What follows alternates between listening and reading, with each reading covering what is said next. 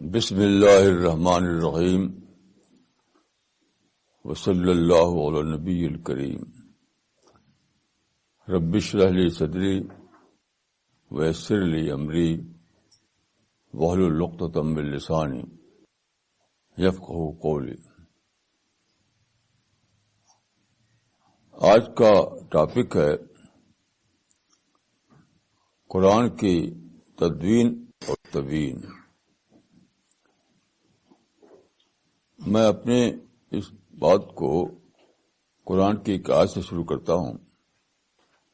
سورہ البقرہ میں ایک آیت ہے، ان اللہ رؤوف بالعباد۔ اس کا مطلب یہ ہے کہ اللہ اپنے بندوں پر بہت زیادہ مہربان ہے۔ God is most merciful to the mankind۔ دیکھیے، اس آیت کو لوگ بہت ہی لمیٹڈ سینس میں لیتے ہیں، بہت محدود سینس میں۔ دیکھیے، کسی بھی آیت کو لمیٹڈ سینس میں آپ نہیں لے سکتے۔ جب بھی خدا کا کلام ہے تو ہر آیت کو خدا کے شان کے مطابق ہونا چاہیے۔ تو اس آیت میں جو بتایا، یہ جو فرمایا کہ اللہ انسانوں کے اوپر بہت زیادہ مہربان ہے، تو اس کو آپ بہت ہی زیادہ وسیع معنی میں لینا ہوگا۔ اس وقت میں اس مہربانی کے دو پہلوؤں کو واضح کرنا چاہتا ہوں۔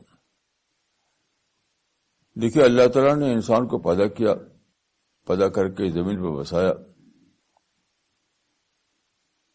تو ضروری تھا کہ انسان کو یہ بتایا جائے کہ انسان کی پیدائش کا مقصد کیا ہے، زندگی کیا ہے، موت کیا ہے، موت سے پہلے انسان کو کیا کرنا ہے، موت کے بعد انسان کے ساتھ کیا پیش آنا ہے۔ ان سب باتوں کو بتایا جائے، اور ہو از دا کریٹر آف مین، یہ سب باتوں کو بتایا جائے۔ تو اللہ تعالیٰ نے بتایا پیغمبروں کے ذریعے سے، لیکن دیکھیے، پیغمبر ہر ایک کے لیے اویلیبل نہیں ہو سکتا۔ پیغمبر فرض کی کہ مکہ میں ہے، میں دہلی میں ہوں، تو پیغمبر سے ملنے کے لیے تو مجھے بہت لمبا سفر کرنا پڑے گا۔ تو پیغمبر ان پرسن ہر ایک کے لیے اویلیبل نہیں ہو سکتا ہے۔ تو ضرورت ہے کہ ایک کتاب موجود ہو جو ہر ایک کے لیے اویلیبل ہو جائے۔ انسان کہیں بھی ہو، وہ کتاب کو پڑھ کر جانے کہ پیغمبر کا میسج کیا ہے۔ تو اللہ تعالیٰ نے قرآن اتارا، اور اس کے لیے یہ طے کر دیا کہ اس کو محفوظ کتاب بننا ہے۔ نحن نزلنا ذکر وإنا لہ لحافظون۔ دیکھیے، آسمانی کتاب کو ایک محفوظ کتاب بنانا ایک بہت ہی زیادہ مشکل پلاننگ ہے، کیونکہ دیکھیے، پچھلے زمانے میں بہت سی کتابیں آئیں اللہ کی طرف سے، لیکن کوئی ایک کتاب بھی محفوظ نہیں، ایک کتاب بھی نہیں۔ کیوں؟ اسی لیے کہ انسان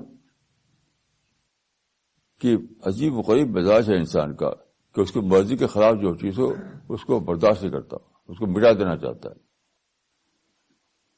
تو قرآن کو محفوظ کتاب بنانا ایک بہت بڑا منصوبہ تھا، جو صرف اللہ ہی اس کو پورا کر سکتا تھا۔ اس کی ڈیٹیل میں نے اپنی کتابوں میں لکھی ہے کہ کیسے قرآن محفوظ ہوا۔ اس وقت میں یہ کہنا چاہتا ہوں کہ اللہ نے اپنی ایک بہت ہی ڈیپ پلاننگ کے ذریعے سے قرآن کو ایک محفوظ کتاب بنا دیا، مکمل طور محفوظ۔ اس میں ایک آیتا کے برابر بھی کوئی چینج نہیں آیا ہے 1400 سال کے اندر۔ اور مزید یہ کہ اس کی زبان بھی محفوظ ہے، یعنی عربی زبان. تو قرآن کو محفوظ کرنے کا کام اللہ تعالیٰ نے امت مسلمہ سے لیا.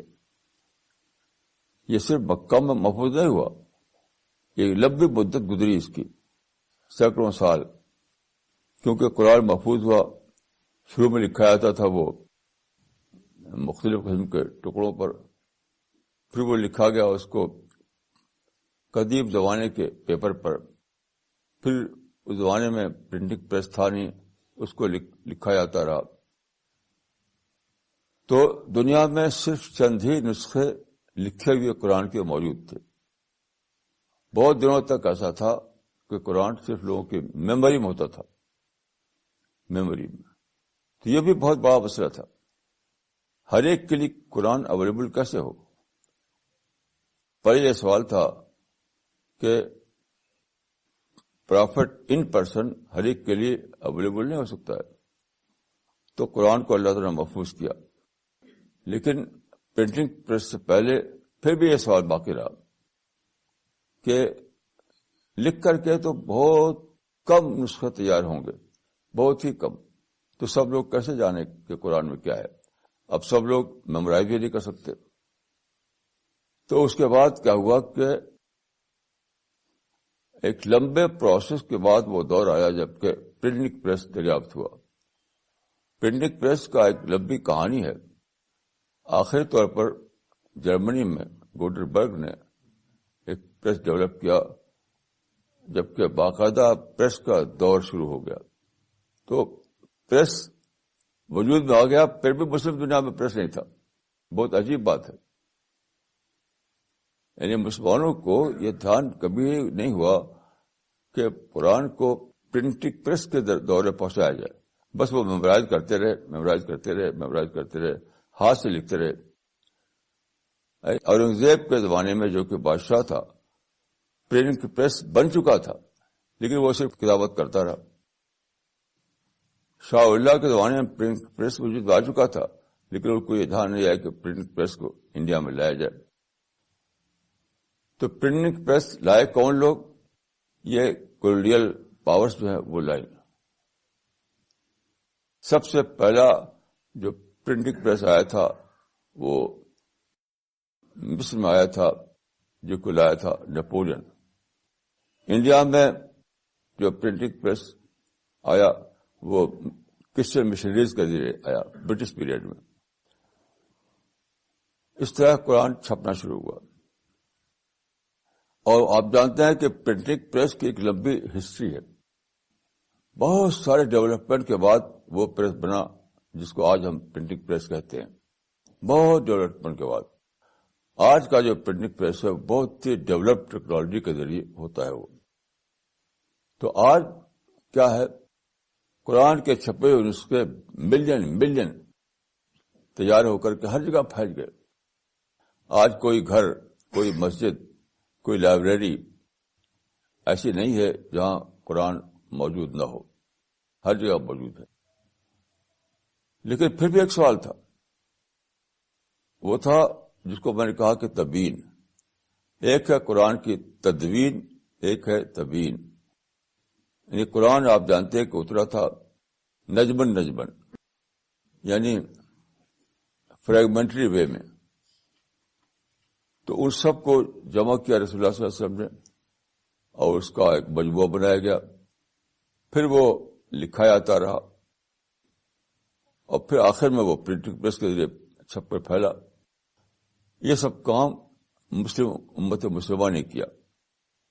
یعنی قرآن کی جو تدوین ہے اس کا کام پورا کا پورا امت مسلمہ نے کیا. لیکن تبیین کا مسئلہ اور اس کے اشاعت کا مسئلہ جو تھا وہ مسلمان انجام نہ دے سکے. اگرچہ ان کی حکومت تھی، انہوں نے امپائر قائم کیا. تو اللہ تعالیٰ نے یہ کام دوسروں سے لیا. صحیح البخاری جو مشہور ترین کتاب ہے حدیث کی، اس میں ایک حدیث ہے کہ ان اللہ لَیَأْیِدُ هَذَا الدِّینَ بِالرَّجُلِ الْفَاجِرِ، یعنی اللہ اس دین کی مدد سیکولر لوگوں کے ذریعے بھی کرے گا. یہاں لفظ ہے تائید یعنی سپورٹ. تائید کا معنی سپورٹ. تو قرآن کے ساتھ تائید کا کام کسی بھی سے بھی لیا جائے گا. تدوین کا کام تو اللہ تعالیٰ نے مسلمانوں سے لیا. مسلمانوں نے اس کو اتنے کامل طور پر انجام دیا کہ آج قرآن بھی محفوظ ہے, عربی زبان بھی محفوظ ہے. کوئی بھی شک نہیں کر سکتا کہ یہ قرآن وہی قرآن ہے جو رسول اللہ پر اترا تھا. کسی کے لیے شک کی گنجائش نہیں, کیونکہ امت مسلمہ نے اس معاملے میں بہت محنت کی, بہت زیادہ کام کیا, اور اتنے بڑے پیمانے پر اس کی تدوین کی, اس کی جمع کی, اس کو محفوظ کیا کہ اس پر شک کی کوئی گنجائش باقی نہیں رہی. لیکن آگے کا جو کام ہے وہاں مسلمان کچھ نہیں کر سکے. آگے کام میں پہلا کام ہے اس کو عالمی سطح پہ پھیلانا. اب دیکھیے قرآن میں یہ آیت آئی ہے کہ نزل الفرقان علی عبدہ لیکون للعالمین نذیرا, یعنی اللہ نے اتارا یہ قرآن تاکہ سارے عالم کے لیے وہ آگاہ کرنے والا بنے. تو سارے عالم میں ہاتھ سے لکھ کر نہیں پڑھ سکتے آپ. ہاتھ سے لکھ کر کے سارے عالم کیسے پہنچے گا؟ تو اس کے لیے ضرورت ہے پرنٹنگ پریس کی. تو پرنٹنگ پریس جو ہے اس کا پورا کام A سے Z تک اللہ تعالیٰ نے لیا دوسروں سے, خاص طور پر اہل مغرب سے. تو تائید کا کام جہاں تک میں جانتا ہوں زیادہ تر اللہ تعالیٰ نے لیا ہے اہل مغرب کے ذریعے سے. مسلمان جو کر پائے تھے وہ قرآن کی جمع و تدویر کا کام ہے, اور جو قرآن کی تبیین کے معنی ہوتے ہیں اس کو انٹرپشن دینا, اس کی وضاحت کرنا, اس کی کمنٹری لکھنا, اس کی میننگ بتانا, اس کو کہتے ہیں تبیین. تو تبیین کا کام جو ہے وہ زیادہ تر اہل مغرب نے کیا. سب سے پہلے انہوں نے پرنٹنگ پریس دیا جسے ہم چھاپ کر دنیا بھر اس کو پہنچائیں. لیکن اس کے بعد بھی ایک کام باقی تھا. وہ باقی یہ تھا کہ قرآن میں بہت سے اشارے ہیں زمین و آسمان کے بارے میں. قرآن میں زمین و آسمان کا لفظ آتا ہے یونیورس کے بارے میں, کائنات کے بارے میں, جس کو ہم کائنات کہتے ہیں یا یونیورس کہتے ہیں. اس کے بارے میں قرآن میں جب آتا ہے تو اس کا لفظ ہوتا ہے زمین و آسمان. تو کائنات میں جو بے شمار نشانیاں اللہ تعالیٰ کی ہیں جن کے لیے قرآن میں لفظ آیا ہے آیات, کلمات, آلہ, تو وہ تو صرف اشارے کی زبان میں تھی قرآن میں, اس کی تفسیر معلوم نہیں تھی. یہ کام بھی سارا کا سارا اہل مغرب نے انجام دیا. مثلا قرآن میں ایک آیت ہے جس میں اللہ تعالیٰ نے بتایا کہ اللہ تعالیٰ کو ذرے سے چھوٹی چیزوں کا بھی علم ہے اور ذرے سے بڑی چیزوں کا علم ہے. اب غور کیجئے کہ ذرا سے چھوٹی چیز کیا ہے. 7ویں صدی عیسوی میں جب قرآن اترا کسی کو پتا نہیں تھا کہ ذرے سے چھوٹی کوئی چیز ہے, یہ بھی پتا نہیں تھا کہ اس سے بڑی کیا چیز ہے. یعنی آج کل جس کو کہتے ہیں میکرو ورلڈ اور مائکرو ورلڈ, ان دونوں کے بارے میں انسان کو کچھ بھی پتا نہیں تھا. یہ ٹرم بھی نہیں بنا تھا اس وقت. 7ویں صدی میں یہ ٹرم بھی نہیں بنا تھا میکرو ورلڈ کا اور مائکرو ورلڈ کا. یہ کیسے انسان نے جانا؟ یہ اس وقت جانا جب کہ مائکروسکوپ اور ٹیلیسکوپ بنائی گئی. یہ کس نے بنایا؟ مغرب نے بنایا. یعنی مغرب نے ٹیلیسکوپ اور مائکروسکوپ بنا کر کے دکھایا کہ واقعتاً ایک دنیا ہے, عالم اصغر بھی عالم اکبر بھی, یعنی مائکرو ورلڈ بھی اور مائکرو ورلڈ بھی. یہ کیسی عجیب بات ہے کہ قرآن میں صرف اشارہ تھا کہ ذرے سے چھوٹی بھی دنیا ہے اور ذرے سے بڑی بھی دنیا ہے, وہ سب اللہ کو پتا ہے. لیکن واقعتاً ایسا ہے, یہ ہمارے لیے عقیدہ کی بات, عقیدہ میٹر آف بلیف تھی. ہماری عقل, ہماری ریزن اس کے بارے میں کچھ نہیں جانتی تھی. بخاری کے کہ حدیث کے مطابق یہ تائید کا کام تھا. یہ سب اللہ تعالیٰ نے لیا اہل مغرب کے ذریعے سے. اس کے علاوہ دیکھیے ایک قرآن میں ایک آیت ہے سخر لکم ما فی السماوات ما فی الارض جمیعا. زمین میں جو کچھ بھی ہے، آسمان میں جو کچھ ہے، سب کا سب انسان کے لیے بنایا گیا ہے. یہ اس وقت صرف عقیدہ تھا، صرف عقیدہ تھا. ہم کچھ جانتے تھے کیسے ایسا ہے کہ زمین آسمان سب چیز ہمارے لیے بنائی گئی. یہ آج سائنس کے ذریعے ایک معلوم بات بن گئی. یہ پہلی بار سائنس نے یہ بتایا کہ یہ جو یونیورس ہے یہ کسٹم میڈ یونیورس ہے. یعنی انسان کے بالکل مطابق، جو انسان چاہتا ہے اس کے مطابق. یہ کہاں پتا تھا کس کو؟ کسی کو کچھ پتا نہیں تھا، کچھ بھی معلوم نہیں تھا. ایسے بہت زیادہ چیزیں ہیں جو میں نے اپنی کتابوں میں لکھی ہیں کہ قرآن میں اشارے کے طور پر باتیں کہی گئی تھی لیکن اس کسی کو پتا نہیں تھا. ایسی مثلاً دیکھیے فرعون کے بارے میں، حضرت موسیٰ کے زمانے میں جو بادشاہ تھا فرعون، اس کے بارے میں قرآن میں آیا ہے کہ الیوم ننجیک ببدنک لتکون لمن خلفک آیا. یہ قرآن میں لکھی ہوئی تھی آیت کہ حضرت موسیٰ کے زمانے میں جو فرعون تھا، فرعون بادشاہ، اس کا باڈی اللہ نے پریزرو کر دیا ہے لیکن کہاں ہے کچھ پتہ نہیں. کسی کو پتہ نہیں تھا کہ وہ کہاں ہے. یہ صرف اہل مغرب تھے جو نے 19 صدی کے آخر میں مصر گئے وہ، اور وہاں پر جو احرام ہے اس کو کھولا انہوں نے، وہاں سے مومیائی کی ہوئی لاشیں نکالی انہوں نے. لیکن مومیائی کی ہوئی لاشوں کو نکالنے کے بعد بھی کیسے یہ پتہ چلے کہ وہی فرعون یہ ہے؟ تو انہوں نے ایک طریقہ ایجاد کیا جو پہلے بالکل لامعلوم تھا، جو کہتے ہیں کاربن ڈیٹنگ. کاربن ڈیٹنگ کا مطلب ہوتا ہے کہ میکینیکل طور پر ایسے طریقے دریافت کیے گئے ہیں جو بتا دیتے ہیں ٹھیک ٹھیک کہ کوئی مٹیریل چیز کب کی ہے، یہ پتھر کب کا ہے، یہ لکڑی کب کی ہے. تو اس کو اپلائی کیا گیا تو معلوم ہوا کہ ٹھیک وہی زمانہ جو حضرت موسیٰ کا زمانہ تھا، اسی زمانے کی ایک لاش وہاں پر ہے، ٹھیک اسی زمانے کی، جو کہ حضرت موسیٰ کا کنٹمپریری تھا وہ. تو وہ کیا ہوا جب اس کو اللہ تعالیٰ نے غرق کیا دریا میں، تو مصریوں نے اس کو نکالا باہر، اس کی لاش کو. تو اس زمانے میں مصریوں میں طریقہ تھا، اس کو ہوتے تھے مومیائی کرنا، ایک خاص ٹیکنیک تھی ان کے یہاں. وہ کر کے انہوں نے اس کی لاش کو آرام مصر میں دفن کر کے رکھ دیا ڈبے کی شکل میں.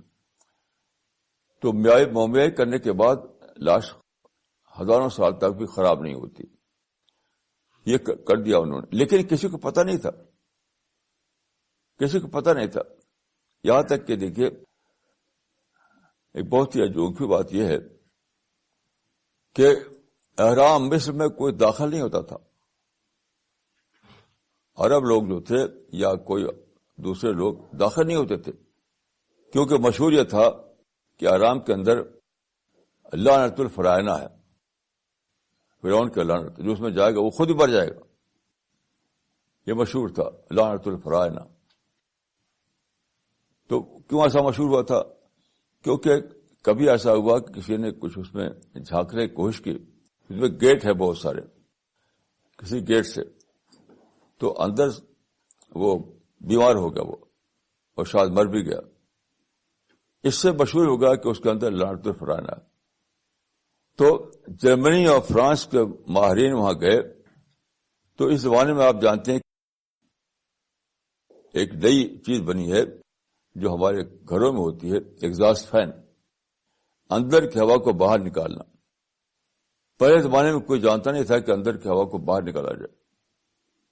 تو انہوں نے بڑے بڑے ایگزاسٹ فین لگائے وہاں، اندر کی ہوا کو باہر نکال دیا. تب پتہ چلا کہ اس کے اندر ہزاروں ہزار ابابیلیں تھیں جو وہاں پر بیٹ کرتی تھیں، ان کے گیس بھری ہوئی تھی احرام کے اندر. تو اس گیس کو جو انہیل کرتا تھا وہ مر جاتا تھا. کوئی لعنت و فرعونہ کی بات نہیں تھی، اس گیس کو انہیل کرنے کی بات تھی. یہ پتہ کیا انہوں نے. اور پھر اس کے بعد انہوں نے اس لاش کو نکالا, اس کو کاربن ڈیٹنگ کا جو ٹیکنیک ہے اس کو اپلائی کیا. اب وہ رکھا ہوا ہے قاہرہ کے میوزیم میں. یہ سب کس نے کیا؟ اہل مغرب نے کیا. اس طرح کے سینکڑوں نے, ہزاروں نے, لاکھوں نے, بلین چیزیں ہیں جو اہل مغرب نے ایجاد کی, اور قرآن کے جو اشارے تھے ان کو سمجھنا ممکن بنایا. اس کو میں کہوں گا کہ قرآن محفوظ تو تھا لیکن وہ پورے معنوں میں انڈرسٹینڈیبل نہیں تھا. قرآن محفوظ تو تھا لیکن پورے معنوں میں وہ انڈرسٹینڈیبل نہیں تھا, کیونکہ وہ باتیں جو اس کے اندر تھیں اشارات کی زبان میں, اس کو جاننے کے لیے آپ کے پاس کوئی سادھن نہیں تھا, کوئی ذریعہ نہیں تھا, کوئی ڈیٹا نہیں تھا. تو وہ ڈیٹا جو ہے انہوں نے فراہم کیا. اس کو میں نے اس طرح کی بہت سی مثالیں میں اپنی کتابوں میں لکھی ہیں, آپ اس کو پڑھ سکتے ہیں. تو دیکھیے, میں یہ کہہ رہا ہوں کہ اللہ تعالیٰ کی یہ مہربانی کا واقعہ تھا. اللہ تعالیٰ نے پہلی مہربانی یہ کی کہ ایک کتاب آسمانی کو محفوظ کتاب بنا دیا. میں اکثر سوچتا ہوں کہ اگر ہمیں یہ جاننا ہو کہ میں کیوں پیدا ہوا, دنیا کیا ہے, موت سے پہلے کیا ہے, موت کے بعد کیا ہے, تو میں کیا جانوں؟ آتھینٹک سورس جاننے کا کیا ہے؟ آتھینٹک سورس اس بات کو جاننے کا کیا ہے؟ تو غور کرنے کے بعد یہ بات سمجھ میں آئی کہ سوائے قرآن کے کوئی بھی دوسرا ذریعہ نہیں ہے جس سے ہم پوچھ سکیں. آج دنیا میں کوئی پیغمبر تو موجود نہیں ہے. اچھا, جو کتابیں دوسری ہیں بہت ساری, ان کا یہ سبجیکٹ ہی نہیں ہے. قرآن ہی ایک ایسی کتاب ہے جو محفوظ بھی ہے اور اس کی ہسٹوریکل کریڈیبلٹی کو یقین کر سکتے ہیں, اور وہ ہم کو بتاتی ہے. تو ایک آدمی جو سیکر ہے, ایک آدمی جو جاننا چاہتا ہے کہ کیا میں ہوں, کیوں میں اس دنیا میں پیدا کیا گیا. اور ساری تاریخ میں لوگ اس میں مبتلا رہے, اس پریشانی میں, جن کو قرآن نہیں ملا تھا. مثلا دیکھیے 1930 میں سر جیمز ڈیز نے کتاب چھاپی تھی, مسٹیریس یونیورس, پراسرار کائنات. اس کو کائنات ایک پراسرار چیز لگی کیونکہ ایکسپلین کرنے کا اس کے پاس کوئی فارمولا نہیں تھا. تو اس کتاب میں وہ لکھتا ہے کہ it appears that man was strayed in a world that was not made for him. ایسا لگتا ہے کہ انسان بھٹک کرے کہ کسی دنیا میں آ گیا ہے جو اس کے لیے بنائی نہیں گئی تھی. الیکسس کیرل نے کتاب لکھی مین دی اننون, نامعلوم انسان. تو انسان چاہتا ہے ایکسپلین کرنا. آپ جانتے ہیں کہ man is an explanation seeking animal. انسان چاہتا ہے توجہ کرنا, لیکن اس کو کچھ نہیں معلوم کہ توجہ کا فارمولا کیا ہے, توجہ کی کس بیسس پر توجہ کی جائے, کون سے اصول ہیں توجہ کرنے کے. تو ایک ہی کتاب ہے قرآن جو ہمیں اس معاملے میں ایک آتھینٹک سورس کی حیثیت رکھتی ہے. تو کیسی عجیب بات ہے کہ اللہ تعالیٰ نے اس کو محفوظ کر دیا, جبکہ کوئی دوسری آسمانی کتاب محفوظ نہیں ہے. کوئی بھی کتاب نہیں. ہر کتاب میں چینجز ہوئی ہیں, ہر کتاب میں آلٹریشن ہوا ہے. پھر اس کو پرنٹنگ پریس, میرا یہ ماننا ہے کہ آل یورپ نے اور آل امریکہ نے جو یہ کام کیا, کیونکہ سادہ بات نہیں ہے, وہ اللہ کی پلاننگ تھی کہ سب کام ہو. جس طرح تدوین کا کام اللہ کی پلاننگ کے تحت ہوا, ایسی تبیین کا کام بھی اللہ کی پلاننگ کے تحت ہوا. یعنی جس طرح سے اللہ تعالیٰ نے مسلمانوں سے کام لیا, اسی طرح اللہ تعالیٰ نے اہل مغرب سے بھی کام لیا بطور تائید کے. تو اتنے زیادہ آئٹم قرآن میں تھے, وہ سب کے سب اس کی تفصیل لامعلوم تھی. مثلا میں ایک مثال دیتا ہوں آپ کو کہ قرآن میں ہے کہ اللہ نے آسمان سے مبارک پانی اتارا. مبارک پانی, بابرکت پانی. یہ مبارک پانی کیا ہے؟ یہ کیا ہے مبارک پانی؟ یہ بالکل مسٹیریس بنا ہوا تھا. مسٹیریس, کسی کو نہیں پتا تھا کہ مبارک پانی کیا. سائنس نے پہلی بار دریافت کیا کہ جو سمندر ہیں, جو زمین کے بیشتر حصے پھیلے ہوئے ہیں, آپ جانتے ہیں کہ تقریباً 75% زمین کا حصہ پانی کے پھیلا ہوا ہے اس میں, اور وہ بہت کھاری ہے. تو اگر فریش پانی ہوتا سمندروں میں تو وہ خراب ہو جاتا. تو اللہ تعالی نے اس کے اندر ایک پرسنٹیج ملا دیا نمک کو ایز اے پریزرویٹو. تو سمندر کا پانی جو کھاری ہے اس لیے کہ اس میں پریزرویٹو کے طور پر نمک ملا ہوا ہے. اب سوال ہے کہ ہم کو پانی کیسے ملے؟ اس نمکین پانی کو ہم پی نہیں سکتے. آپ نے کبھی اگر سمندر کا پانی منہ میں ڈالا ہو تو اتنا کھاری ہوتا ہے کہ آپ اس کو پی نہیں سکتے. تو ایک بہت ہی بڑا انتظام اللہ تعالیٰ نے کیا, بہت بڑا انتظام. یعنی سورج کی گرمی سے سمندروں میں بھاپ نکلتی ہے. بھاپ کا مطلب کیا ہے؟ بھاپ کا مطلب ہے کہ نمک کا جو کنٹینٹ ہے وہ پانی کا کنٹینٹ سے الگ ہو جائے. نمک ہیوی ہوتا ہے اور فریش پانی ہلکا ہوتا ہے. تو یہ جو سورج کے ذریعے سے جو گرمی ڈالی جاتی ہے اس میں ایک پروسیس چلتا ہے, پروسیس کہ پانی کا ہیوی ایلیمنٹ جو ہے وہ رہ جائے سمندر میں اور لائٹ ایلیمنٹ جو ہے وہ فضا میں چلا جائے. پھر فضا میں جا کر کے پھر دوبارہ کیسے نیچے آتا ہے؟ وہ ہوائیں چلتی ہیں, گرد اڑاتی ہیں اور گرد جاتی ہے فضا میں. اس کے مل کر کے پانی دوبارہ ہیوی ہو جاتا ہے. یعنی جو ہیوی پانی تھا سمندر میں دوبارہ ہیوی ہو جاتا ہے اور پھر وہ نیچے زمین کی کشش سے نیچے آتا ہے. اسی کو ہم رین کہتے ہیں, اسی کو ہم بارش کہتے ہیں. یہ ساری بات کا اشارہ قرآن میں موجود ہے, لیکن انسان کو معلوم نہیں تھا. اس طرح کی بہت سی چیزیں ہیں.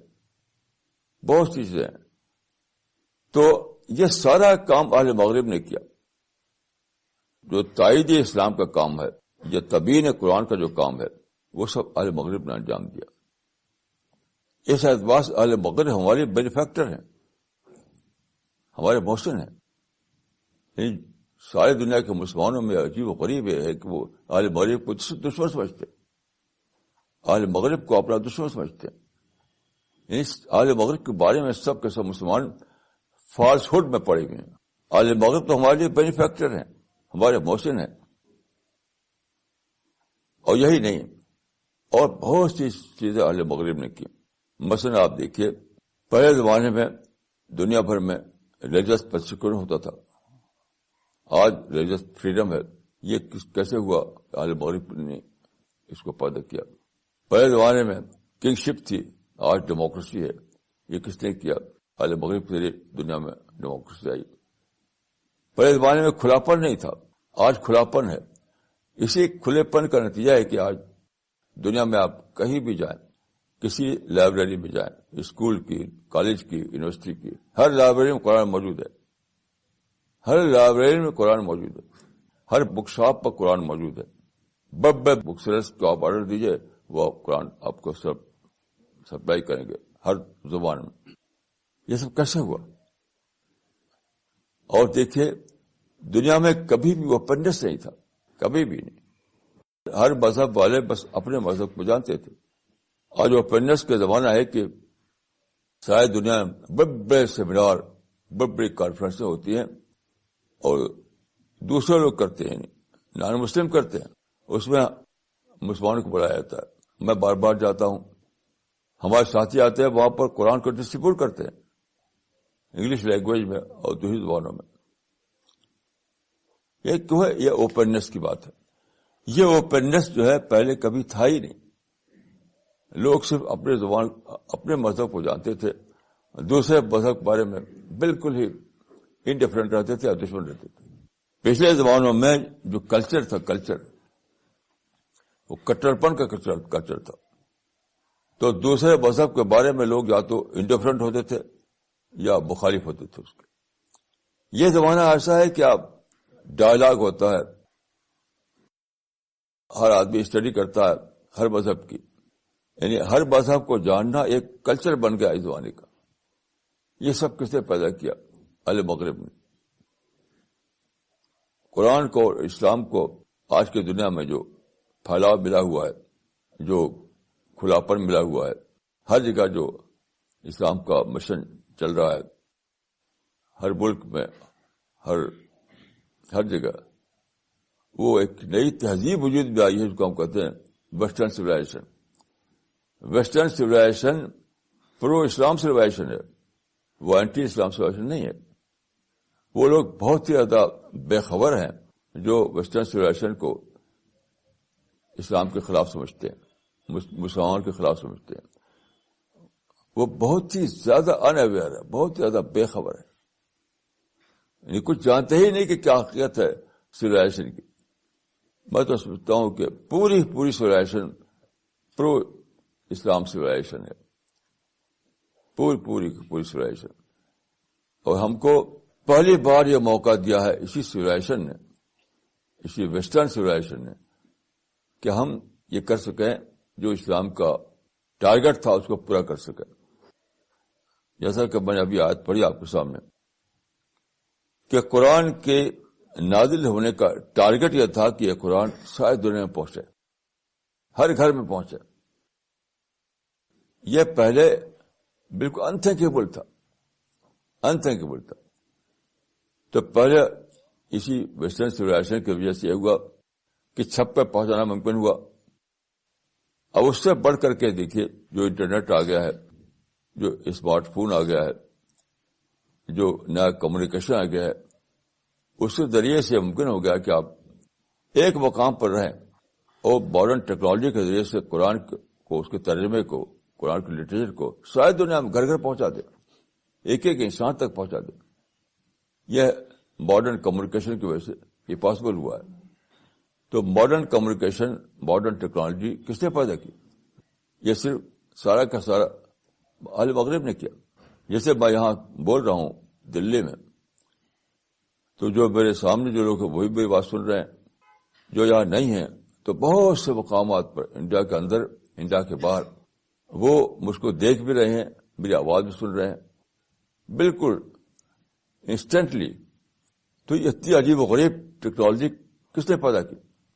یہ ٹیکنالوجی موجود تھی زمین میں، اسی دنیا میں موجود تھی پوٹینشیلی، لیکن کس نے ڈسکور کیا اس کو؟ کس نے ڈسکور کر کے اس کو ڈیولپ کیا؟ کس نے اس کو پھر مارکیٹبل بنایا؟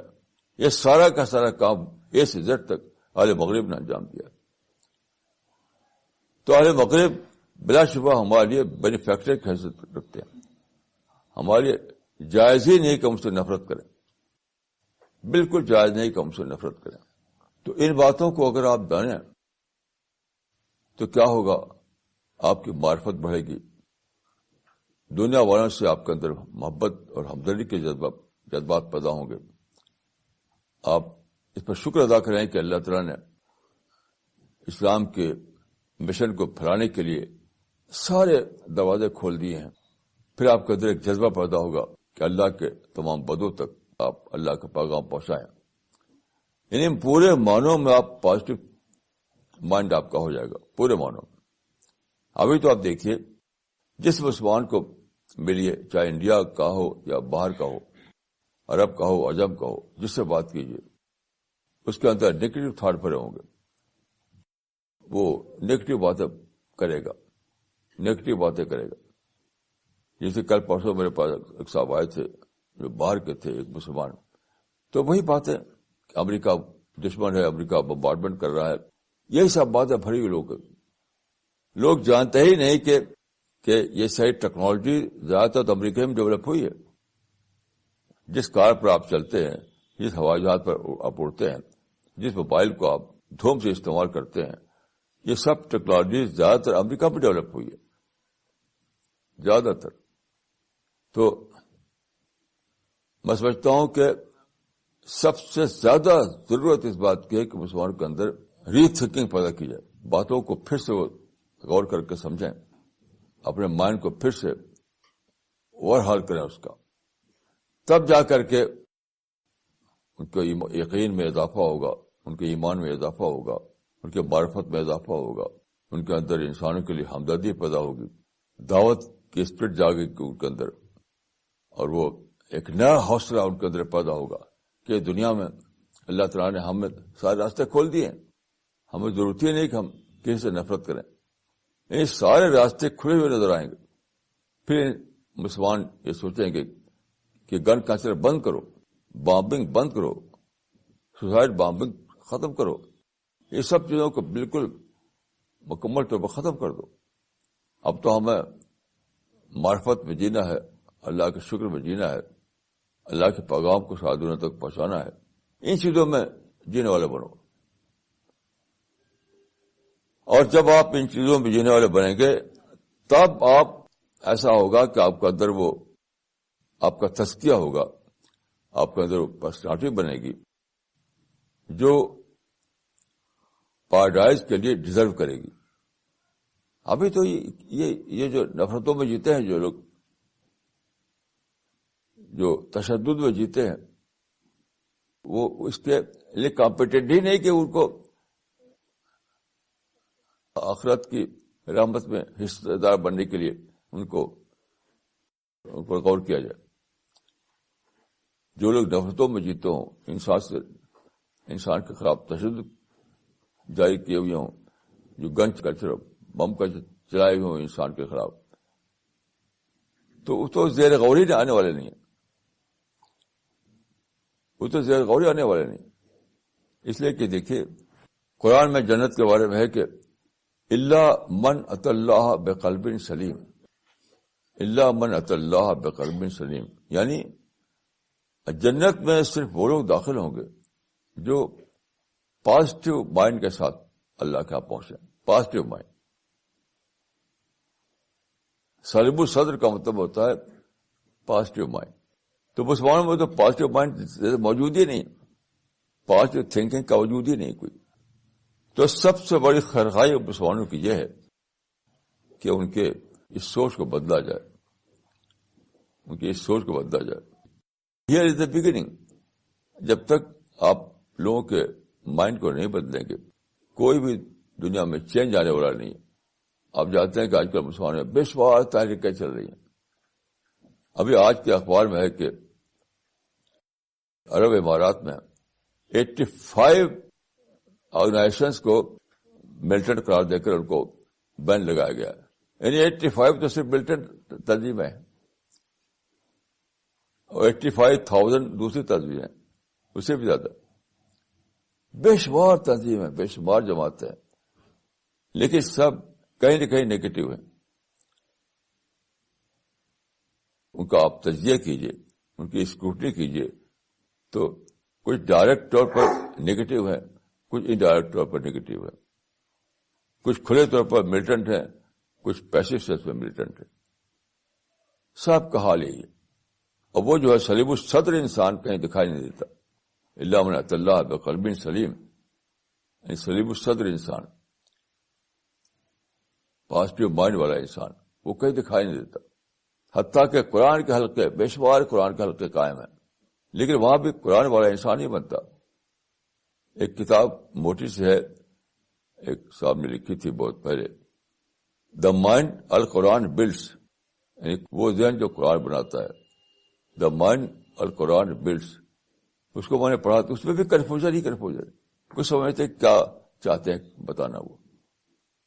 تو سب باتوں کا خلاصہ یہی کہ مسلمانوں کے نیگیٹو تھنکنگ کو ختم کیا جائے، اور ان کے اندر پازیٹو تھنکنگ لائی جائے، اور ان کو بتایا جائے کہ مغرب تو دشمن نہیں ہے، بلکہ مغرب تو تمہارا بینیفیکٹر ہے۔ میری دعا ہے کہ اللہ تعالیٰ مجھ کو اور آپ کو توفیق دے کہ ہم باتوں کو صحیح ڈھنگ سے سمجھیں اور اللہ کی صراط مستقیم پر چلنے والے بنیں، تاکہ ہمیں دنیا میں اللہ کی نصرتیں حاصل ہوں اور موت کے بعد ہمیں اللہ کی رحمت اور مغفرت حاصل ہو۔ ہمارے لیے اللہ جنت میں داخلے کا فیصلہ فرمائے. یہی میری دعا ہے اپنے لیے, آپ کے لیے, اور دوسرے لوگ جو باہر ہیں دنیا بھر میں, سب کے لیے یہی میری دعا ہے.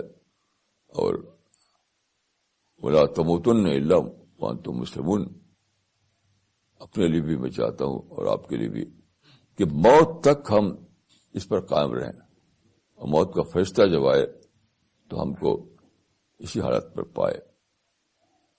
تو اللہ تعالیٰ میرے لیے, اللہ تعالیٰ میری دعا کو میرے حق میں اور آپ کے حق میں قبول فرمائے.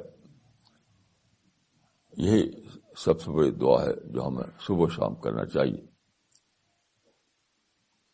ہماری دعاؤں کا یعنی خدا ہمیں کوٹھی دے, خدا ہمیں کار دے, خدا ہمیں ہمارا بینک بیلنس بہت زیادہ ہو جائے, یہ سب دعا کا آئٹم نہیں ہے. یہ سب دعا کا آئٹم نہیں ہے. دعا کا آئٹم ہے اہدنا الصراط المستقیم. یہ ہے دعا کا آئٹم جو ہم روزانہ سورہ فاتحہ میں پڑھتے ہیں. اللہ ہم کو وہ راستہ دکھا جو تیری پسند کا راستہ ہے اور جو سیدھا جنت تک جاتا ہے. یہ ہے دعا کا اصل آئٹم کہ ہم صراط مستقیم کی دعا کریں اللہ تعالیٰ سے. تو اللہ تعالیٰ مجھے اور آپ کو توفیق دے کہ ہم سچی دعا کرنا سیکھیں اور اللہ کی رحمتوں میں ہمیں اللہ اپنی رحمتوں میں حصہ دار بنائے. اقول قولی ھذا واستغفر اللہ لی ولکم اجمعین. Okay, there are two things today. First of all, there will not be any question answer session. There will be experience sharing session. Firstly, as you all know that Dr. Sania Snehan Khan has been building the global networking empire for CPS Dawah work. So in continuation to this, he's just returned from his European trip, and there were many experiences gained and many contacts established for CPS International. So he would today share some of his Dawah experiences, and also as you all know that Dr. Farida Khanam, who has also been participating in many interfaith forums, and recently she was invited in a program by Punjab University, where she was asked to deliver the keynote address, and it was very well received, and after that there was a lot of Dawah work done by her and the team. So before the Dr. Sania Snehan Khan session, I would request Dr. Farida Khanam to come here and share her experience from Punjab. So Dr. Farida Khanam. میں 10 اور 11 نومبر کو ایک programme تھا Punjabi university Patiala. تو وہاں پر ایک department ہے, department of religious studies. تو یہ بہت بڑا ڈپارٹمنٹ ہے, اس میں ہر ریلیجن, اس میں جو میجر ورلڈ ریلیجنس ہیں اس کو پڑھایا جاتا ہے. تو انہوں نے جب مجھے بلایا کی نوٹ ایڈریس کے لیے تو مجھے سمجھ میں نہیں آیا کی نوٹ ایڈریس کیا کرنا ہے, کیسے کرنا. بہرحال میں نے تیاری کر کے چلی گئی, اور چونکہ کبھی بھی ایسے لوگوں سے جہاں مطلب میجورٹی سرداروں کی تھی تو ایسا کانٹیکٹ میں ایسا نہیں ہوا تھا, مجھے سمجھ میں نہیں آ رہا تھا. لیکن جب وہاں گئے اور تو وہاں ایک تو یونیورسٹی بہت بڑی ہے, وہاں کی ہمارے جامعہ میں 700-800 ٹیچرز ہیں, وہاں کی یونیورسٹی میں 3000 ٹیچرز ہیں. بہت بڑی یونیورسٹی, بہت ہی گرین کلین اور بہت ہی اسپیشس. وہاں کے جو ٹیچرز کے ریزیڈینشل کوارٹرز ہیں وہ بہت بڑے بڑے, مطلب بہت اچھا ماحول ہے پڑھائی کا, اور سارا دن ایوننگ میں بھی کلاسز ہوتی رہتی ہیں. لگتا ہے کہ کسی یونیورسٹی میں ہم آ گئے ہیں کسی. تو وہ وہاں سب ٹھیک تھا. اس کے بعد ہم اپنے ساتھ بہت سارے تقریباً 4-5 پیکٹ نہیں بلکہ پورا کارٹن, 4-5 کارٹن قرآن کے اور بکس کے لے گئے تھے. تو ہم سمجھ رہے تھے پتہ نہیں موقع بھی ملے گا کہ اس کو ڈسٹریبیوٹ کرنے کا کہ نہیں. بہرحال جو وہاں کی جو ڈپارٹمنٹ کی جو ہیڈ تھیں ڈاکٹر راجندر کور روہی, تو ان سے بات کیا. ہمیں انوائٹ کیا تھا محمد حبیب صاحب, وہ ایسوسیٹ پروفیسر ہیں اسلام اسٹڈیز کے ڈپارٹمنٹ کے. تو انہوں نے میڈم سے بات کی، میڈم بہت خوشی خوشی تیار ہو گئی اور انہوں نے ایک بڑی سی میز میں بتایا انہوں نے کہ اس میں یہاں سب لگا دیجیے. لگا ہی رہے تھے تب تک تو سارے سردار لوگ جو ہیں چاروں طرف میز کو گھیر لیا، اور ابھی میرا پروگرام شروع بھی نہیں ہوا تھا کہ بہت ساری کتابیں نکل گئیں. بہت ساری دوسری کتابیں بھی، ہم دعوی لٹریچر بھی لے گئے تھے اور 300 قرآن لے گئے تھے، اور یہاں تک گاڑی میں سے سردار اٹھا اٹھا کے کارٹن لے کر آ رہے تھے. اتنے زیادہ کوآپریٹو تھے، مطلب ہم کو بہت ہی تعجب ہوا. ہمارے پروگرام تک تو تقریباً آدھے سے زیادہ کتابیں سب نکل چکی تھیں. پھر وہ اتنا زیادہ خوش ہوئے، بلکہ میرا انٹروڈکشن انہوں نے یہی کرایا کہ اس سے زیادہ ان کا کیا انٹروڈکشن ہو سکتا ہے کہ she has brought Quran for us and it is such a good gift and this is her introduction. انہوں نے کچھ انٹروڈکشن ہی نہیں کرایا. پھر اس کے بعد ساری کتابیں بہت ہی غور سے انہوں نے سنا. میں سوچ رہی تھی اسلام پر وہ کیا سنیں گے، لیکن بہت غور سے سنا، اور اس کے بعد مطلب میرے لیے سب کچھ ان ایکسپیکٹڈ تھا. پھر بعد میں انہوں نے کہا کہ ہم آپ کو بار بار بلاتے رہیں گے. بلکہ وہاں پر ایک اور یونیورسٹی کے وائس چانسلر تھے، گرو تیغ بہادر یونیورسٹی کے، انہوں نے یا ان کے کئی لوگ تھے ڈائس پر. تو میرے آنے کے بعد معلوم ہوا کہ اس یونیورسٹی میں بھی بلانے کے لیے کہہ رہے ہیں، تو اسلام سے ان کو اتنی زیادہ دلچسپی ہے. پھر اس کے بعد معلوم ہوا کہ وہ کہہ رہے ہیں کہ مولانا کو بلانے کا بہت اصرار کر رہے ہیں. ان کو کہنے لگے کہ ہمیں معلوم ہی نہیں تھا کہ they couldn't believe that I was Maulana's daughter and she is like a saint and she is like Rabia Basri. اور اتنا زیادہ ان کو، مجھے لگتا ہے کہ وہ پہلے زمانے میں جو صوفی کلچر تھا وہاں پر وہ ان کو ریوائیو ہو گیا، کیونکہ ہماری جو اسپریچول باتیں تھیں تو اس سے ان کو لگا کہ یہ وہ اس کلچر سے ہم تعلق رکھتے ہیں. اب آج کل جو مسلمان اپنی آئیڈینٹی الگ بنائے ہوئے ہیں تو اس سے ان کو اتنا وہ تعلق نہیں ہے جتنا کہ اس صوفی کلچر سے تھا، جس میں کہ تمام لوگوں کو برابر کا درجہ تھا، سب لوگ ایک دوسرے سے مل جل کر رہتے تھے. تو پھر اس کے بعد جو سب سے بڑی خوشی کی بات جو میں بتانا چاہ رہی تھی، ان لوگوں نے کہا کہ ہمیں پنجابی میں قرآن چاہیے. تو عام سردار لوگ کہہ رہے ہیں نہیں ہمیں پنجابی میں قرآن چاہیے. پھر اس کے بعد محمد حبیب صاحب کے پاس ایک 5 گردوارے بہت مشہور ہیں، اس کا ایک ہیڈ گرنٹی آیا کہ ہم پنجابی میں ٹرانسلیشن کریں گے، آپ ہماری مدد کریے. اور انہوں نے اپنی گرمکھی یا پنجابی جو بھی ان کی زبان ہے اتنا ڈیولپ کیا ہوا ہے کہ کہہ رہے ہیں کہ ہم کو ہندی میں آپ وہ لا کے دے دیجیے سافٹ کاپی، اور ہم اس کو کنورٹ کر کے اس کو پھر پڑھ کے اس کو جو بھی کمی رہ جائے گی ہم ٹھیک کر لیں گے. اور بہت جلد ہم کو پنجابی میں قرآن چاہیے، اتنی زیادہ وہاں پر ڈیمانڈ ہے. تو یہ بہت ہی خوشی کی بات ہے، اس لیے میں آپ لوگوں سے شیئر کرنا چاہ رہی تھی. So inshallah very soon we'll have a Punjabi translation also of the Quran, and Dr. Sania Snehan Khan has also initiated that process. So we should all do dua that very soon we should have another translation which is in Punjabi language. So now I would request Dr. Sania Snehan Khan to come here and share his dawa experiences which he's had during his trip to Europe, so that we can all benefit from it. Dr. Sania Snehan Khan. بسم اللہ الرحمن الرحیم. رب اشرح لي صدری ويسر لي امری واحلل عقدۃ من لسانی یفقهوا قولی. ادھر ابھی پچھلے ہفتے کچھ سفر ہوئے یورپ کے، تو کافی عرصے سے میرا خیال تھا اسپین جانے کا اور ٹرکی اور اٹلی. چونکہ امریکہ میں جو کلیم صاحب ہیں جو وہاں دعوتی کام کر رہے ہیں بہت بڑا، وہ مجھ سے کافی سالوں سے اسپینش ٹرانسلیشن کی بات کرتے تھے کہ ساؤتھ امریکہ میں اور خاص طور سے جو ساؤتھ امریکن کنٹریز ہیں، میکسیکو، ارجنٹینا اور جو دوسری کنٹریز ہیں بولیویا وغیرہ، وہاں اسپینش ٹرانسلیشن کی بہت ضرورت ہے. تو میں نے سوچا تھا کہ جب یورپ جانا ہوگا تو اس پہ انشاءاللہ جائیں گے، شاید وہاں بھی ٹرانسلیشن مل جائے. ایسے ہی اٹلی بھی جانے کا خیال تھا، کیونکہ پچھلے دنوں ایک بہت بڑی ٹیم آئی تھی مولانا سے ملنے، تقریباً 100 اٹیلین آئے تھے، یہیں کسی جگہ پہ پروگرام ہوا تھا.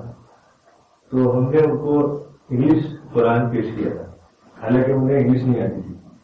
تو اس وقت یہ ذہن میں آیا کہ ہم اٹیلین ٹرانسلیشن بھی انشاءاللہ حاصل کریں گے اور اسے پبلش کریں گے. تو میں نے کافی ریسرچ کر کے اٹیلین ٹرانسلیٹر اور اسپینش ٹرانسلیٹر سے بات چیت کی اور اپائنٹمنٹ فکس کیا تاکہ وہاں جا کے ان سے بات چیت کی جائے اور ان سے پرمیشن لی جائے پبلش کرنے کے لیے. تو سب سے پہلے یہاں سے اٹلی آنا ہوا. یہ روم کی مسجد ہے جہاں مولانا بھی جا چکے ہیں. جب بن رہی تھی تقریباً 20 سال پہلے تو ایک سفر روم کا ہوا تھا تو مولانا اس میں گئے تھے. میں بھی ساتھ میں تھا. ایک پروگرام تھا وہاں کانفرنس کی. اس کے بعد مسجد میں گئے تھے. تو سب سے پہلے میں ملان گیا جہاں زیادہ مسلم آبادی ہے اور یہ ایک مسجد ہے جس کا نام ہے مریم ماسک اور کوئی وقت ہے وقت الاسلامی اٹالیہ اس کے تحت یہ سب سے بڑی مسجد ہے ملان میں. تو یہ امام صاحب ہیں عرب ہیں. یہ اوریجن عرب ہے اوریجنلی اور بہت اچھے. جب ان کو پتہ چلا مولانا کے بارے میں تو بہت خوش ہوئے کیونکہ انہوں نے کتاب جس کا میں سردا پڑھ رکھی تھی. تو انہوں نے کئی مجھے اچھے کانٹیکٹس دیے ٹرانسلیشن وغیرہ کے سلسلے میں. تو پھر میں ان سے جا کر ملا. اس طریقے سے جہاں بھی کوئی ملتا تھا ہوٹل میں یا ایئرپورٹ پہ اسے کچھ نہ کچھ کتاب یہ کرتا تھا میں. یہ جو لیڈی ہے یہ پیرس ایئرپورٹ پہ جب میں چیک ان کر رہا تھا تو ان کو کتاب دی میں نے دا ریئلٹی آف لائف. اور پھر جا کے میں ویٹ کر رہا تھا جہاز کے لیے تو 5-10 منٹ کے بعد یہ آئی میرے پاس کتاب ہاتھ میں لیے تھے اور کہا کہ میں نے 5-6 پیج پڑھے مجھے بہت پسند آئی اور I will cherish this book for whole life. جس طرح کے بڑے اچھے الفاظ تھے. یہ صاحب جو رائٹ میں ہے ان کا نام ہے حمزہ پکارڈو. انہوں نے قرآن ٹرانسلیٹ کیا ہے جو ملک فہد پرنٹنگ پریس مدینہ سے چھپا ہے اور کئی اور جگہوں سے اٹیلین میں. ان سے میری بات چیت ہوئی تھی ای میل کے ذریعے اور انہوں نے مجھے اپائنٹمنٹ دیا تھا کہ میں آؤں گا آپ سے ملنے. لیکن جب میں وہاں جا کے ان سے کانٹیکٹ کیا تو انہوں نے کہا کہ میری فیملی میں کوئی ڈیتھ ہو گئی ہے اس لیے میں مل نہیں سکتا. میں کہیں دور جا رہا ہوں کسی اور شہر میں. تو ان سے تو ملاقات نہیں ہو سکی. لیکن ان کے بیٹے جو لیفٹ میں ہیں قرآن لیے ہوئے ڈیوڈ پکارڈو یہ مل گئے. تو ان سے بات چیت ہوئی تو ان سے میں نے ذکر کیا کہ قرآن کا ٹرانسلیشن ہمیں چاہیے. تو انہوں نے کہا کہ جو فادر ہمارے ہیں وہ اس طرح سے ٹرانسلیشن کی اجازت دیتے نہیں ہیں. تو پہلے میں نے کافی کوشش کی لیکن انہوں نے پرمیشن دی نہیں. تو یہ صاحب جو ہے ڈیوڈ پکارڈو یہ وہاں کوئی آرگنائزیشن ہے جس کا نام ہے کوآرڈینیٹو ایسوسیشن اسلامی دی ملان. یعنی اس کا مطلب یہ ہے کہ ایک ایسا ادارہ ہے جو سارے جو ایسوسیشن ہیں سینٹرز ہیں اس کے جو کام ہوتے ہیں جو مسائل ہیں اس کو حل کرتے ہیں. بیسیکلی زیادہ تر لوگ یہ کمیونٹی ورک کرتے ہیں یعنی مسجد بنانا یا اور جو کمیونٹی کے کام ہیں وہ کرنا. تو اس طرح کے کام انہوں نے بتایا کہ وہاں تقریباً 1000 ایسی آرگنائزیشن ہیں جو مسجد بناتے ہیں اور جو مسلمس کے کام ہوتے ہیں وہ کرتے ہیں. لیکن دعوت کے تحت کوئی خاص کام نہیں ہوتا وہاں. انہوں نے ایک اور بات بتائی کہ یہاں ایک ایسوسیشن ہے جس کا نام ہے association of the Quran for Italy کچھ اس طرح کا نام تھا. تو میں نے پوچھا کہ وہ کیا کرتے ہیں. انہوں نے بتایا کہ وہ بہت بڑا کام کر رہے ہیں. وہ عربک میں قرآن چھاپے ہیں یعنی بہت سالوں سے وہ عربک میں قرآن پبلش کر رہے ہیں اٹلی میں. حالانکہ وہاں اٹلی میں اٹیلین قرآن کی ضرورت ہے اور وہ لوگ قرآن عربی میں شائع کر رہے ہیں. پھر وہاں مجھے پتہ چلا کہ ایک گروپ ہے جو دعوتی کام میں انٹرسٹڈ ہے. وہ ایک شہر بلونیا ہے اس کے پاس ٹرین سے گیا تو یہ لوگ ملے وہاں. یہ جو خاتون ہے رائٹ میں اوپر ان کا نام ہے عائشہ رڈولفی. یہ کوئی فیشن ڈیزائنر یا کچھ تھی. انہوں نے اسلام قبول کیا اور انہوں نے کتاب لکھی how I accepted Islam from fashion to Islam کی جس طرح سے نام ہے. تو انہوں نے بتایا کہ ہمارے جو گروپ ہے وہ کافی اچھا دعوتی کام کرتا ہے اور لٹریچر وغیرہ لوگوں کو دیتا ہے. یہ ان کی مدر ہے جن کے ہاتھ میں قرآن ہے اور وہ ایک صاحب پیچھے جو ہے ادھر فوٹو ان کا مسٹر حسین یہ الجیریا کے ہیں. تو وہاں جو عربس ہیں وہ موروکو اور الجیریا کے بہت ہیں جو اٹیلین بولتے ہیں. تو انہوں نے بتایا کہ وہاں کافی ہم کام کرتے ہیں, لیکن ان کا جو مسئلہ تھا انہوں نے بتایا کہ ہمارے پاس جو بھی بکلیٹس اور لٹریچر ہے وہ سب سعودی عرب سے آیا ہے. تو وہ جو کتابیں ہیں وہ یہاں کے اٹیلین لوگوں کا مائنڈ ایڈریس نہیں کرتی, کیونکہ سعودی عرب کا جو لٹریچر ہے وہ حلال اور حرام کی باتیں ہوتی ہیں, اس میں سے یہ کرو یہ مت کرو, تو بہت ہی فقہی انداز کی سلفی جو ان کی آئیڈیالوجی ہے اس کو پریزنٹ کرتے ہیں. تو انہوں نے کہا جب ہماری چیزیں دیکھی اور باتیں ہوئی ان سے, تو انہوں نے کہا کہ ہم آپ کی جو بکس ہیں اور قرآن یہ اگر اٹیلین میں آ جائے تو ہم اس کو یوز کریں گے اور اپنے جو دعوتی کام ہے اس میں استعمال کریں گے. انہوں نے کہا کہ ہم پورے اٹلی میں جا سکتے ہیں, ہر شہر میں ہمارے کچھ کانٹیکٹس ہیں, گروپس ہیں, وہاں جا کے ہم دعوتی کام کر سکتے ہیں. انہوں نے کچھ مجھے فوٹو بھی بھیجے جو یہ کام کرتے ہیں, دعوتی اسٹریٹ دعوت موسٹلی کرتے ہیں.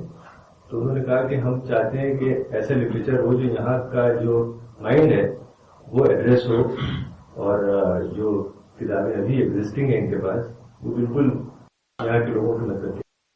پھر اس کے بعد میں اسپین گیا, گریناڈا. تو گریناڈا جب میں پہنچا تو سب سے پہلے میں نے وہاں لوگوں کو کال کیا, تو یہ صاحب ملے. سب سے پہلے یہ صاحب انہوں نے کہا کہ میں پاس میں رہتا ہوں, میں ابھی آ جاتا ہوں. تو 10-15 منٹ میں آ گئے یہ صاحب. یہ ٹرانسلیٹر ہے, اس کا نام ہے عبدالغنی بیلارا نیویو. ان کا یہ قرآن ہے, یہ انہوں نے ٹرانسلیٹ کیا تھا 1979 میں. انہوں نے بتایا کہ 1970s میں جب پوری دنیا میں ہپی وغیرہ بن رہے تھے لوگ, تو اسپین میں بھی کسی صوفی سینٹ سے متاثر ہو کے بہت سارے اسپین کے لوگ اسلام میں آئے تھے, ان میں سے یہ بھی ایک ہے. تو انہوں نے قرآن ٹرانسلیٹ کیا, جو قرآن ملک تحت پرنٹنگ پریس سے بھی چھپا ہے یہ ان کا قرآن. اس میں تھوڑی سی کامنٹری بھی ہے, اور یہ سب سے زیادہ معروف اور مقبول ٹرانسلیشن ہے اسپینش میں, اور 4 تقریباً اور ٹرانسلیشن ہوئے ہیں, لیکن یہی سب سے زیادہ. تو ان سے میری بات چیت میں نے بتایا کہ دعوتی کام ہم قرآن کے ذریعے کرتے ہیں, اور ہم چاہتے ہیں کہ آپ کا جو ٹرانسلیشن ہے وہ شائع کریں ہم. تو یہ انہوں نے بہت لمبی بات کی, تقریباً 2 گھنٹے رہے, 2 بار آئے. ایک بار اپنا لیپ ٹاپ لے کے آئے, انہوں نے اپنا دکھایا مجھے قرآن وغیرہ کچھ چیزیں بتائی, ٹیکنیکل چیزیں, لیکن یہ تیار نہیں ہوئے پرمیشن دینے کے لیے. تو ان کا کہنا یہ ہے کہ قرآن فری اس طرح سے ڈسٹریبیوٹ نہیں کرنا چاہیے, لوگ ایسے پھینک دیں گے, ادھر رکھ دیں گے, ادھر رکھ دیں گے. اور اس کا انہوں نے ایک مجھے واقعہ سنایا کہ کسی نے کوئی کاغذ دیکھا, اس پہ اللہ لکھا ہوا تھا, تو اس نے اس کو صاف کیا اور اس کو اچھی طرح سے پرفیوم لگا کے رکھا. تو اس کو ڈریم آیا کہ رسول اللہ کا ڈریم آیا, اور بہت اچھے ڈریم آئے. میں نے کہا یہ تو کوئی واقعہ حدیث میں کہیں آتا نہیں ہے, نہ کوئی صحابی کے ساتھ ایسا کوئی واقعہ پیش آیا, یہ تو سب جھوٹی قصے ہیں, لیکن وہ مانے نہیں. پھر اس کے علاوہ جب باتیں ان سے ہوئی تو یہ بار بار لفظ کفار استعمال کر رہے تھے. میں نے کہا کہ کفار تو لفظ ٹھیک نہیں ہے آپ جو استعمال کر رہے ہیں, سارے لوگ ہمارے بھی انسان ہیں. تو انہوں نے کہا نہیں, قرآن میں کہا گیا ہے کل یا ایھا الکافرون, رسول اللہ سے کہا گیا ہے کہ کہو. تو میں نے کہا رسول اللہ نے تو کبھی کہا نہیں, اگر یہ مطلب ہوتا تو اس کا تو خلیل مانے نہیں. بہت لمبی باتیں ہوئی. پھر جو پیس اور اسپرچویلٹی کی باتیں ہم نے کی ان سے, وہ بھی ان کو سمجھ میں نہیں آئی. جہاد کی بات بھی ان کو سمجھ میں نہیں آئی کہ جہاد کوئی پیسفل آئیڈیولوجیکل چیز ہے. تو اس طرح سے بہرحال کافی بات چیت ہونے کے بعد یہ نتیجہ نکلا کہ انہوں نے ٹرانسلیشن دینے سے انکار کر دیا. تو پھر اس کے بعد اگلے دن میں یہاں گیا الحمرا پیلس, جو وہاں سب سے زیادہ ٹورسٹ آتے ہیں, تقریباً 20 ملین شاید ٹورسٹ آتے ہیں وہاں سال میں. بہت ہی زیادہ اچھا بنا ہوا ہے, بہت ہی اچھا پرزرو کیا ہوا ہے.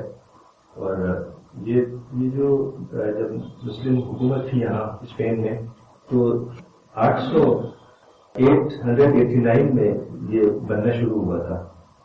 2 ملین टूरिस्ट 20 मैंने कह दिया था, 2 मिलियन टूरिस्ट आते हैं यहाँ पर इस मॉन्यूमेंट को देखने के लिए। और फिर ये बनता रहा और 1333 में कंप्लीट हुआ। तो ये बहुत ही उम्दा इमारत है, बहुत ही बड़ी। असल में ये हिल है, हिल के ऊपर है। ये सारा ग्रेनाडा जो है, गरनाता जिसे उर्दू में कहते हैं, ये हिल पे है, हिल्स पे है, हिल्स है बहुत उसमें गरनाता में। तो यहाँ यानी जाना भी इतना आसान नहीं है। टिकट्स भी बहुत ही स्पेसिफिक टाइम पे मिलते हैं। आपको इंटरनेट पे अगर लेना हो तो टाइम बताना होता है। जैसे ये टिकट है ग्रेनाडा पे, इस पे लिखा हुआ है 11 बजे, तो मुझे 11 बजे उन्होंने एंट्री दी, मुझे थोड़ी देर वेट करना पड़ा। बहुत ही मुनज़्ज़म है और बहुत ही बड़ा है, यानी कई घंटे चाहिए या पूरा दिन चाहिए इसको देखने के लिए। तो इसमें बहरहाल थोड़े बहुत लोग मिले वहाँ, तो कुछ दावती काम हुआ, कुछ कुरान वगैरह दिए मैंने उनको। तो बहुत ही अच्छा बना हुआ है ये, अंदर से उसके काम है बहुत ही शानदार। और लगता नहीं कि ये इतना पुराना है, 8वीं सदी ये बना था। लगता नहीं है कि इतना अच्छा और बहुत ही अच्छा प्रिजर्व किया हुआ है। गार्डन्स और जो इसके मॉन्यूमेंट्स है बहुत ही वेल प्रिजर्व है। कहा जाता है कि जो अरब इन्होंने बनाया था, उन्होंने ये कोशिश की थी कि जन्नत का जो कुरान में तस्वुर है कि वहाँ बाग होंगे और नहरें जारी होंगी, उसी को किसी तरह से क्रिएट करने की कोशिश की है। ये टिकट ऑफिस में मैंने किसी को दिया, ये स्पेनिश, तो इसने 2-3 लाइनें पढ़ी और बोला कि I will read this book, it will improve my English. तो इसके बाद फिर मैं वहां गया। एक इस्लामिक सेंटर है, सेंटर ऑफ इस्लामिक स्टडीज। ये साहब जो है लेफ्ट पे, इनका नाम है मुश्तब मेदीनीला, ये इसके डायरेक्टर है। और जो दूसरे हैं कोर्ट में, येलो कोर्ट में, इनका नाम है अहमद ग्रॉस, ये जर्मन है। ये दोनों यहाँ के ऑफिशियल हैं। ये बहुत अच्छा सेंटर है, बहुत ही साफ सुथरा बड़ा सेंटर। इसमें लेक्चर हॉल है और सिटिंग एरियाज हैं और कई चीजें हैं, हॉल्स हैं और क्लासेस होती हैं और लोग आते हैं वहाँ इस्लाम के बारे में दावती काम करते हैं लोग। तो इनको भी मैंने अपने लिटरेचर दिखाया और हम ये ले गए थे वहाँ। इस what is Islam Spanish translate हो गई है, ये प्रिंट करके ले गए थे। तो ये लोगों को भी मैंने काफी उन्होंने रखा वहाँ। तो ये उनकी लाइब्रेरी बहुत अच्छी लाइब्रेरी, इसमें कुछ हमारी किताबें भी नजर आई मुझे। बता रहे थे कि अभी टर्की के प्रेसिडेंट यहाँ आए थे कुछ ऐसे पहले। ये उनका एक सेक्शन है जहाँ वो क्लास वगैरह करते हैं, मेडिटेशन, क्योंकि थोड़ा सूफीज्म से मुतासिर लोग हैं ये एक दूसरा ऑफिस है वहीं ग्रेनाडा में, इस्लाम होए, ये एक न्यूज़पेपर है। होए का मतलब है टुडे, यानी इस्लाम टुडे। ये इनके एडिटर हैं, तो इनसे भी जाके थोड़ी बातचीत हुई। लेकिन सारे जो इनका कंटेंट है वही मुस्लिम ओरिएंटेड है, दावा ओरिएंटेड तो खास बात नहीं। ये साहब जो लेफ्ट में है, इनका नाम है लुकमान नीतू, ये ट्रांसलेटर है। इनके पास भी मैं गया और इनसे कहा कि आप कुरान का ट्रांसलेशन इंग्लिश से कर दें स्पेनिश में। तो इन्होंने कहा कि ठीक है मैं देखता हूँ। लेकिन फिर बाद में इन्होंने मेल किया कि ये बहुत बड़ी रिस्पॉन्सिबिलिटी है और मैं डरता हूँ कि शायद कोई गलती हो जाए, तो इसलिए मैं ये काम कर पाऊंगा। तो मैं किसी और तलाश कर रहा हूँ। ये साहब जो राइट में है, इनका नाम है इदरीस वेलेदीना। ये वो जो मुश्तर नीला थे, इनके बेटे, ये पब्लिशर है। उन्होंने कहा है कि हम कुछ चीजें आपकी पब्लिश करेंगे स्पेनिश में। फिर उसके बाद ये वहां पर एक मस्जिद है, ग्रेनाडा मॉस्क। ये बड़ी उम्दा मस्जिद है, ये नई मस्जिद है, यानी पुरानी नहीं है। तकरीबन 30 साल पहले ये मस्जिद उन लोगों ने बनाई थी जिन्होंने इस्लाम कबूल किया था, और बहुत अच्छी मस्जिद है। और अच्छी बात यह है कि ये भी एक हिल पर है और हिल के सामने बिल्कुल वो अलहमरा नजर आता है। तो बहुत से टूरिस्ट आते हैं यहाँ, कहते हैं कि 500 टूरिस्ट आते हैं हमारे पास روزانہ تقریباً صرف یہ دیکھنے کے لیے الحمرا یہاں سے کیسے دکھتا ہے. تو ان کو ہم نے قرآن بھیجے سے پہلے تو ان لوگوں کو جب قرآن دکھایا میں نے تو کچھ سب یاد آ گیا اور بہت خوش ہوئے. تو انہوں نے کہا کہ ہم اور بھی بھیجیے آپ, تو ان شاء اللہ ہم اس کو کریں گے. یہ مسجد کا باہر کا جو حصہ ہے وہ بہت ہی اچھا گارڈن ہے. یہ تو مسجد سے باہر کا ویڈیو ہے اور یہ انسائڈ ماسک ہے, گارڈن ہے. یہ فاؤنٹنس لگے ہوئے ہیں, بہت ہی اچھا اس کا ایک وہ ماحول ہے. اور اس کے سامنے بالکل اگر یہاں کھڑے ہوں اس جگہ پر تو وہ سامنے الحمرا نظر آ رہا ہے اور پورا گرناڈا نظر آ رہا ہے. تھوڑا اپنی ہائٹ پر ہے یہ, اس لحاظ سے یہ بہت ہی عمدہ جگہ ہے. اور اس کے پاس ایک چرچ ہے بہت ہی قدیم, بالکل ملا ہوا, اس کا نام ہے چرچ آف سینٹ نیکولس. تو وہاں بھی کافی لوگ آتے ہیں, تو کچھ لوگ یہاں آ جاتے ہیں. یہ لوگ دعوتی کام کرتے ہیں اور لوگوں کو بتاتے ہیں اسلام کے بارے میں. اور ان کی ایک بک شاپ ہے جس میں قرآن رکھا ہوا ہے اور کئی چیزیں رکھی ہوئی ہیں. تو ان کے لیے بھی انشاءاللہ کچھ کام کریں گے اور بھیجیں گے. یہ مسجد کا انٹرنس ہے اور ادھر رائٹ سائڈ میں ایک چھوٹی سی بک اسٹور ہے جس میں وہ لٹریچر رکھتے ہیں, پری ڈسٹریبیوشن وغیرہ کی. یہ وہاں ایک اور جگہ ہے مدرسہ پیلس. تو کسی زمانے میں بہت بڑا مدرسہ رہا ہوگا یہ. اب وہ گرناڈا یونیورسٹی کے پاس ہے اور وہاں پہ لیکچرز وغیرہ ہوتے ہیں. تو وہاں پہ میں گیا تھا تو کچھ لوگوں کو فلائی وغیرہ دی. وہاں گرناڈا میں آپ اگر چلیں پیدل تو ہر طرف کچھ نہ کچھ نظر آتا ہے, کچھ نہ کچھ عمارت, کوئی نہ کوئی ایسی چیز جس کا تاریخی تعلق ہو. پھر وہاں سے کوڈوبا گرناڈا سے تقریباً 200-250 کلومیٹر ہے, لیکن بہت ہی فاسٹ ٹرین ہے وہاں. یہ 1-1.5 گھنٹے میں پہنچ جاتی ہے, بہت ہی اچھی ٹرین. تو یہ کوڈوبا کی مسجد ہے جسے مسجد قرطبہ کہا جاتا ہے. اور یہ اصل میں کہا جاتا ہے کہ بہت پہلے ایک چرچ تھا, جب مسلمز آئے وہاں تو انہوں نے مسجد بنا دی اس کو. بہت ہی عالیشان, بہت ہی بڑی مسجد ہے. اور پھر اس کو دوبارہ جب مسلمز وہاں سے چلے گئے دوبارہ اس کو چرچ میں کنورٹ کر دیا. تو اس وقت اس جگہ کا نام جو ہے وہ ہے mosque cathedral of Cordoba, mosque church. یہ باہر جو ہے بہت ہی بڑا اس کا یہ کوریاڈ ہے جس میں پھل لٹک رہے ہیں, جیسے بنگلور داوا ویک میں ہم لوگ گئے تھے, اس کی یاد جانی تھوڑی. تو بہت طرح پھل ہے, زیادہ تر اورنج کے اور اولیو کے.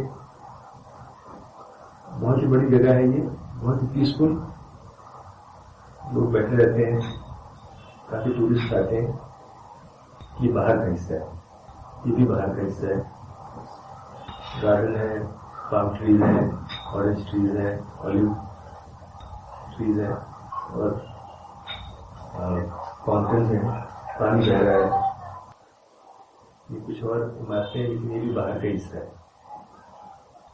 اس میں ٹکٹ نہیں ہے. اندر جو عمارت ہے جو انسائڈ ہے وہ بہت بڑی جگہ ہے, اس کے لیے ٹکٹ ہے. اور ایک طرف سے یہ انسائڈ کا ویڈیو, بہت ہی بڑی جگہ ہے. محراب ہے اس طرف. اور یہ اب چرچ کی صورت ہے اس کی. یہاں پر پینٹنگز لگی ہوئی ہیں جیزس کی اور میری کی اور دوسرے سینٹس کی, اور اسٹیچو ہیں, اور بہت سے بالکل چرچ ہے اور فنکشنل چرچ. یہاں پر کچھ لوگوں نے کتابیں دی ٹورسٹ وغیرہ کو. اچھا, جہاں میں ٹھہرا ہوا تھا ہوٹل کے پاس ایک یہ مسجد تھی, لیکن یہ اس میں کچھ کام چل رہا تھا, وہ بند تھی. یہ اس کا نام ہے یونیورسٹی آف ابن رشد. یہ کوئی ادارہ ہے, کوئی انسٹیٹیوشن, لیکن یہ بند تھا اس وقت. تو میں زیادہ پتہ نہیں کر سکا, لیکن یہ بالکل قریب تھا جہاں پر میں رکا ہوا تھا. پھر وہاں پتہ کیا تو پتہ چلا کہ ایک حلال انسٹیٹیوٹ ہے جو کوڈوبا میں ہے. تو ان لوگوں کے پاس گیا. یہ جو دو یہ بھائی ہیں, ان کا نام ہے ایک حنیف ایس کے دور اوریبی اور دوسرے کا نام ہے محمد ایس کے دورہ یوربی. ان دونوں کے فادر نے یہ انسٹیٹیوٹ بنایا تھا. یہ بہت سارے کام کرتے ہیں, پبلشنگ بھی کرتے ہیں, دعوتی کام بھی کرتے ہیں, لیکن ان کا مین کام ہے کہ حلال سرٹیفکیٹ ایشو کرتے ہیں ریسٹورینٹ وغیرہ کو, کیونکہ آج کل اس کی ضرورت ہوتی ہے, لوگ اس کے بغیر جاتے نہیں کہیں. کافی ان کا بڑا اسٹاف تھا, لوگ تھے ایڈیٹرز اور جو لوگ ان کے ایڈیٹرز وغیرہ ہیں. یہ ان کی پبلیکیشنز ہیں. ہمارے قرآن میں لکھ دیا تھا وہاں اسپرٹ آف اسلام بھی میں نے پیش کیا ان کو. انہوں نے قرآن شاید کیا ہے, اس کا ہے یہ محمد اسد کا قرآن اسپینش میں ہے, تو ان کے پاس ایک ہی کاپی تھی. تو میں نے ان سے کہا کہ ہمیں اگر قرآن مل جاتا ہے تو ہم آپ کو بھیجیں گے. انہوں نے بتایا کہ بہت سارے جو چھوٹے ٹاؤن اور ولیجز ہیں اسپین میں, وہاں پر جو لوگ دعوت کا کام کرتے ہیں وہ ہم سے لٹریچر لے جاتے ہیں. ان کے پاس چھوٹی چھوٹی بکلیٹس ہیں, حج کیسے کریں, پروفیٹ محمد کے اوپر کتاب ہے اور دوسری کتابیں ہیں. تو انہوں نے کہا کہ آپ ہمیں بھیجیے, ہم آپ کا لٹریچر انشاءاللہ اس میں پھیلائیں گے. پھر وہاں سے میڈرڈ آنا ہوا. میڈرڈ میں یہ بہت ہی عالیشان مرکز ہے, بہت ہی بڑا مسجد بھی ہے اور اسلامک سینٹر ہے جو سعودیز نے بنایا ہے, بہت ہی اچھی جگہ پر. تو یہاں جا کے میں نے لوگوں سے بات چیت کی. یہ مسجد ہے, اس کے اندر تھی. یہ ظہر کی نماز یہاں پڑھی میں نے. اس میں انہوں نے کچھ ایگزیبیشنس, یہ ان کی لائبریری ہے جو بہت ہی بڑی لائبریری ہے, کافی کتابیں نظر آئیں. یہ انہوں نے کچھ ایگزیبیشنس لگائی ہوئی ہیں اسلام کے بارے میں, پروفیٹ محمد, سیرت وغیرہ کے بارے میں, سائنس اینڈ اسلام وغیرہ. تو کافی لوگ آتے ہیں, کچھ ٹورسٹ وغیرہ وہاں پر, کچھ لوگ دیکھ رہے تھے کہ میں نے کچھ کتابیں بھی دی. یہ سینٹر کا بورڈ ہے, سینٹرو کلچر اسلامک دی میڈرڈ, اور یہ ایک آفس ہے اسی سینٹر میں جس کا نام ہے ڈسکور اسلام. تو یہاں وہ دعوت کام بھی کرتے ہیں. تو میں ان سے ملا ڈائریکٹر سے. اوپر جو رائٹ سائڈ پہ ہے یہ ڈائریکٹر ہے, انہوں نے کتاب وغیرہ دیکھی اور الاسلام میں دھرتا بھی تھی میرے پاس عربی, وہ میں نے ان کو پیش کی. تو بڑی اچھی طرح سے انہوں نے بات چیت کی اور کہا کہ ہم آپ کا لٹریچر رکھیں گے اپنے پاس, آپ بھیجیے اسے. دوسرے صاحب جو آفیشل ہیں وہاں سینٹر کے. پھر اس کے بعد استنبول آنا ہوا. استنبول میں چونکہ بک فیئر تھی اس لیے وہاں آنا ہوا. یہ صاحب جو لیفٹ میں ہے یہ ہے امام اسماعیل جو رستم پاشا ماسک کے امام ہیں, اور یہ ان کی مسجد ہے جہاں وہ قرآن ڈسٹریبیوٹ کر رہے ہیں. ان سے تقریباً 3-4 سال پہلے میں ملا تھا اور کچھ قرآن بھیجے تھے. 3-4 بار قرآن ہم نے وہیں پرنٹ کروا کے بھیجے. پھر یہ خود کرتے رہے. تو میں نے اس بار ان سے پوچھا کہ آپ نے کتنا ڈسٹریبیوٹ کیا ہے ٹوٹل. تو انہوں نے کہا کہ 180,000.